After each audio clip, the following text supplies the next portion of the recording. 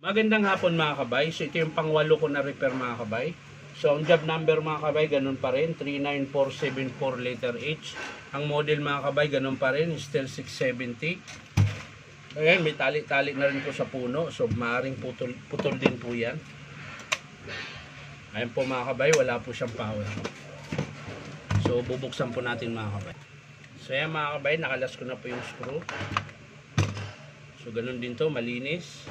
So diretso tayo kagad dito sa cord. Cord kaagad ang ating punteriya mga kabay. Ayan. Siyempre, dating gawi, hila. Ayan. So putol din po. Tingnan natin ito, baka maulit yung kanina na dalawa. Ayan, so isa lang, dito lang mo tayo. Ito lang banda mga kabay.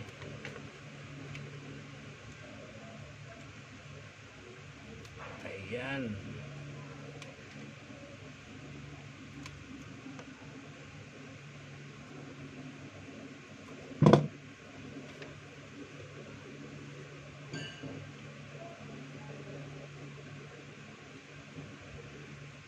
So yan mga kabay, tutusok lang na, ikakabit lang po natin.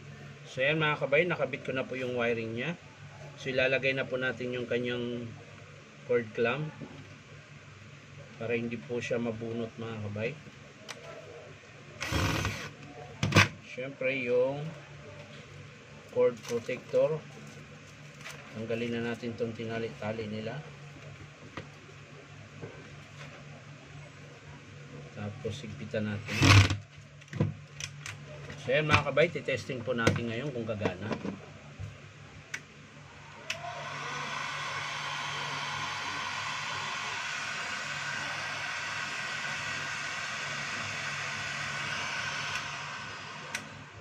So yan mga kabay, wiring lang po yung sira nya.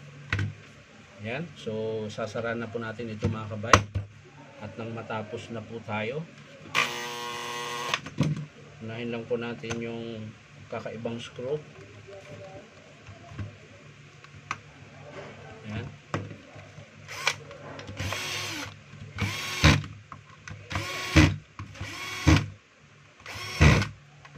So ayan na mga kabay, natapos na po natin yung ating ini-estimate na pang 8 unit. So meron pa tayong dalawa doon mga kabay. Ayan. So maraming salamat mga kabay sa panonood at palike and share na rin po. At syempre po baka naman pwede makahingi sa inyo ng isang subscribe dito po sa aking YouTube account na Inom Tabay. So maraming salamat mga kabay. Bye bye.